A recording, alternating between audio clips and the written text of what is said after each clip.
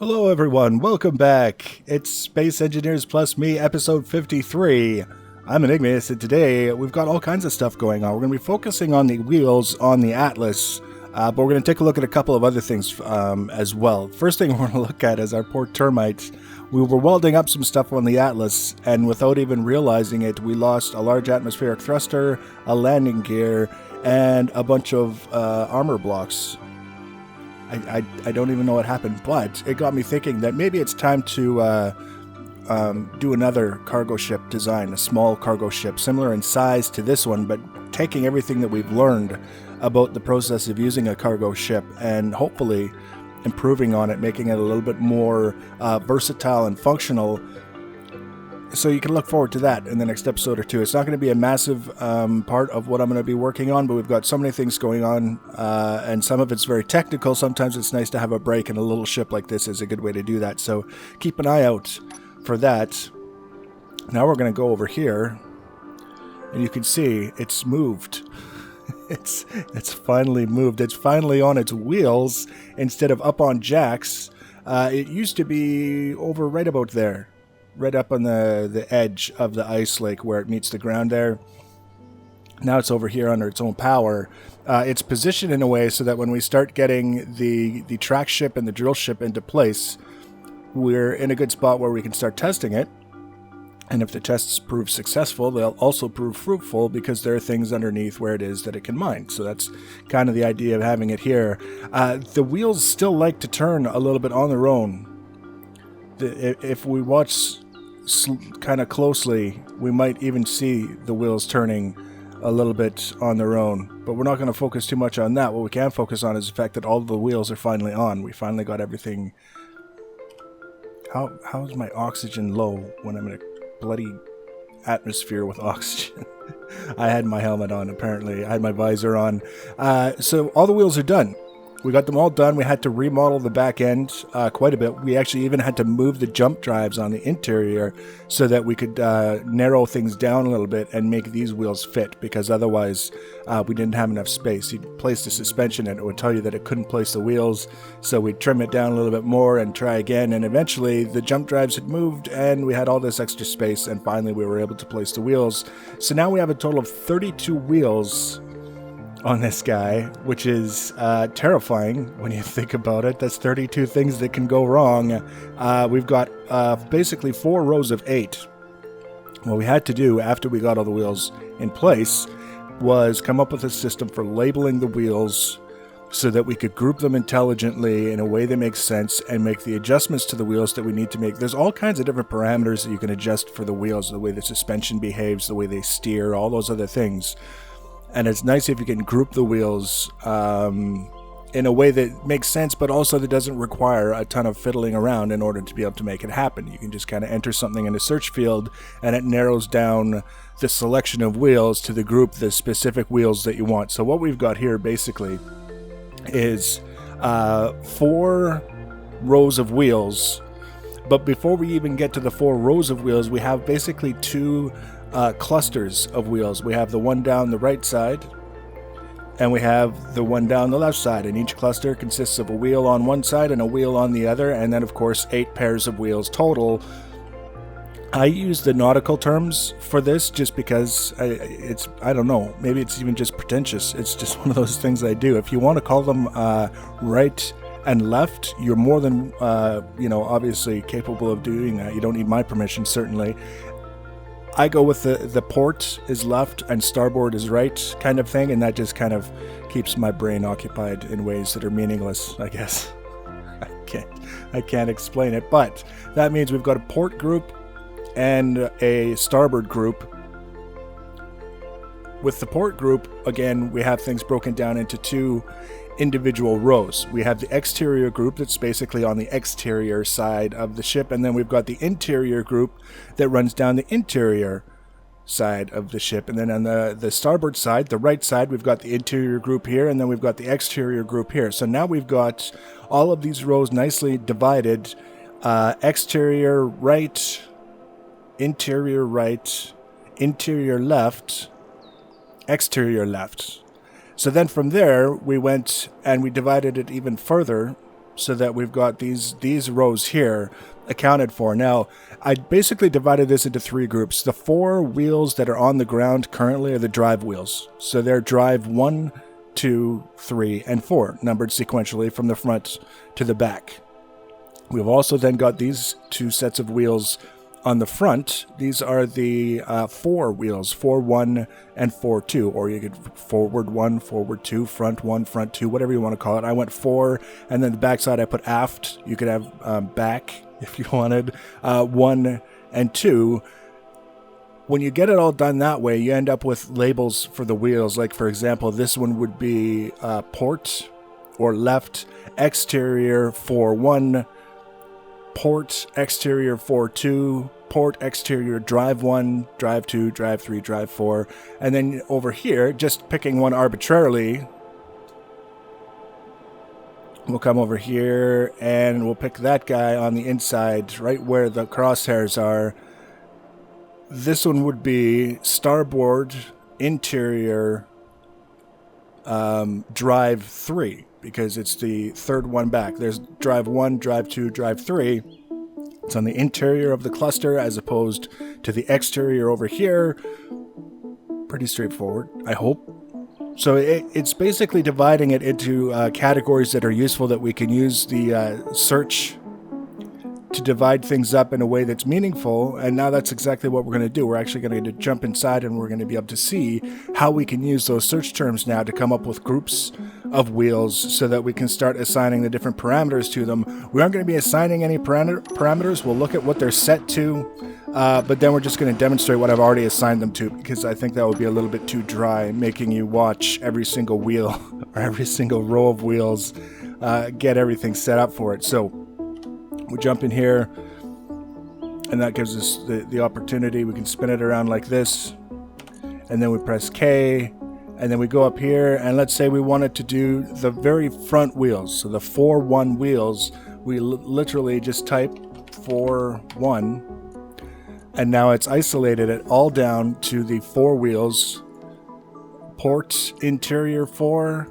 starboard exterior 4, port exterior 4, and starboard interior 4. So all the 4-1 wheels we can find just by having that little designator in there. If we wanted all of these starboard interior wheels, we could do starboard dash int, and now we have all of the wheels: drive 4, drive 3, drive 2, drive 1, 4-2, 4-1, aft 1, all this stuff. It would be nice if you could kind of widen this so you could see the whole name, but you can see it up here, so you get the whole idea. Now, with these groups, let's just pick one.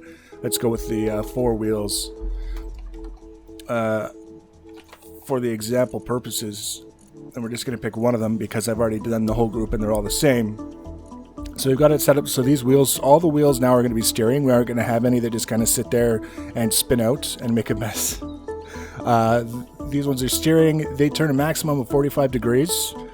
They turn fairly quickly, 4 Newton meters, whatever.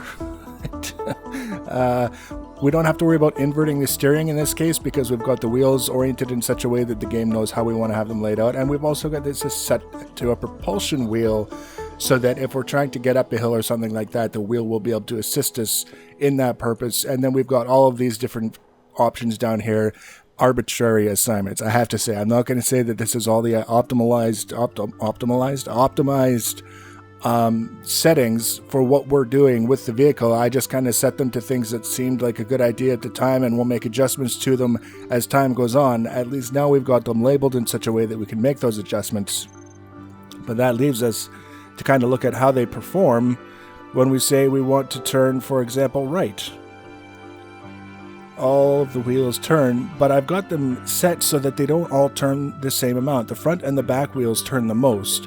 And then as you move towards the center, they turn a little bit less and a little bit less, so that we end up with a situation where the wheels are kind of contributing to an arc, as opposed to all of them trying to turn 45 degrees at the same time, which really doesn't work. So that was kind of the thing. I haven't had a chance to test it. To be quite honest, I'm terrified that the more we test it, the more wheels are just going to explode and fly off, because that's what wheels do.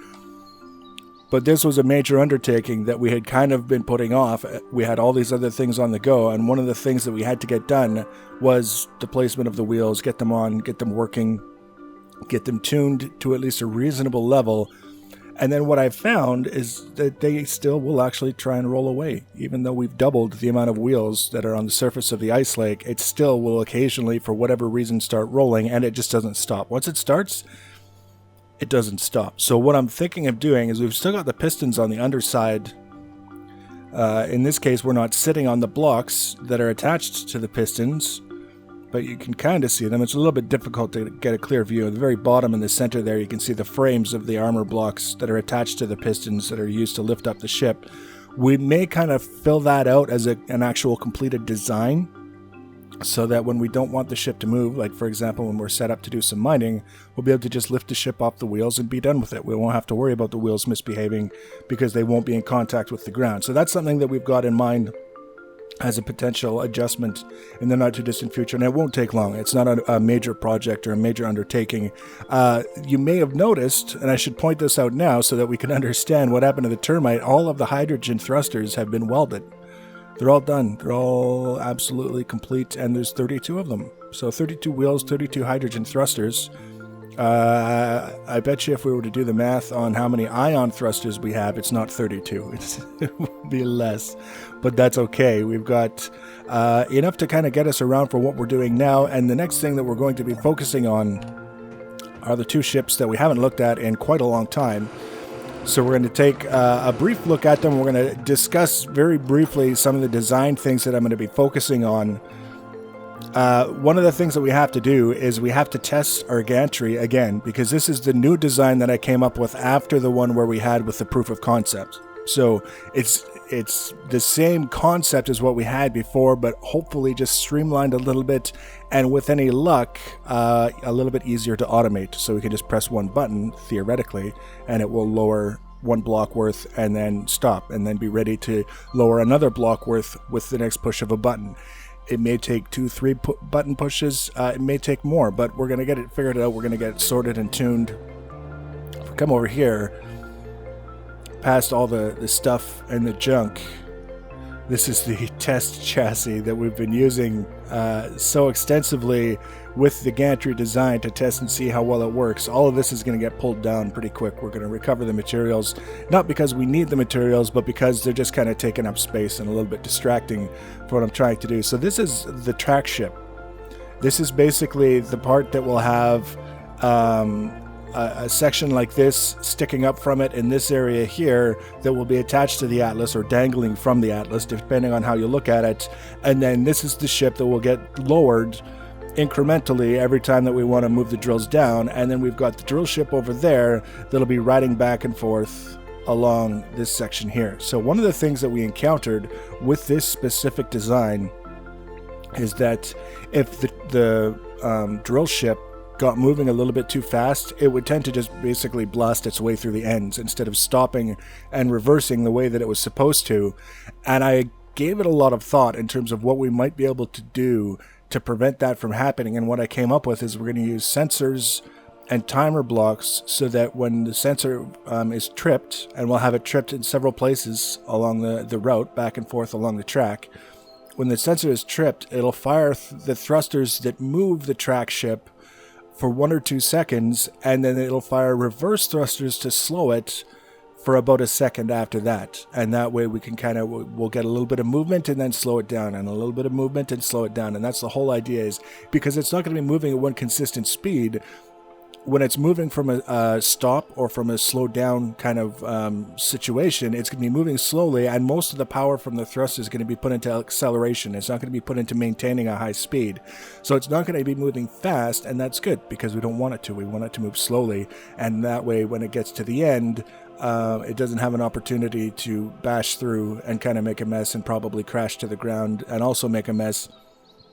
It's also in the interest of good quality drilling, I guess you could say, that we don't want to have things moving too fast. We want to kind of keep things so that the drills are able to do what they need to do. They have enough time to do what they need to do, and they have enough propulsion to keep them moving in a specific direction. But at the same time, they're not going so fast that they're causing damage, or going so slowly that they don't really work as well as they could. So we've got a fair bit of work left to do, and it's all going to be, actually, most of it's going to be on the drill ship. All the sensors and such are going to be on the drill ship, with structural elements on the track ship that trigger the sensors.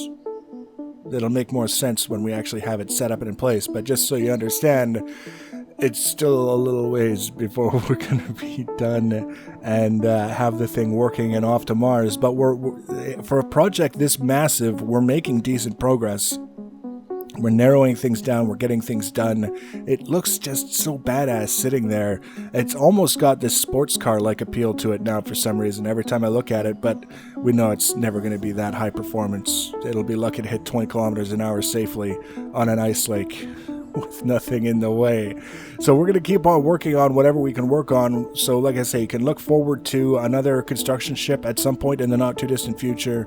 Probably look at some proof of concept again on the gantry. We'll look at the sensors and how they're operating on the drill ship and interacting with things on the track ship so that this thing goes back and forth without causing damage. And then when it's all done, when everything is vetted and tested and happy, we're going to be off to Mars, and life is going to be grand. So I hope you're looking forward to it as much as I am. If you want to be notified when I add future videos in the series, and also videos eventually for other games, as soon as we find some that we want to play, you can subscribe to my channel. You can also follow me on social media. Links for social media are in the information box below the video. Feel free to leave your comments and feedback. Thanks for watching, guys, and take care.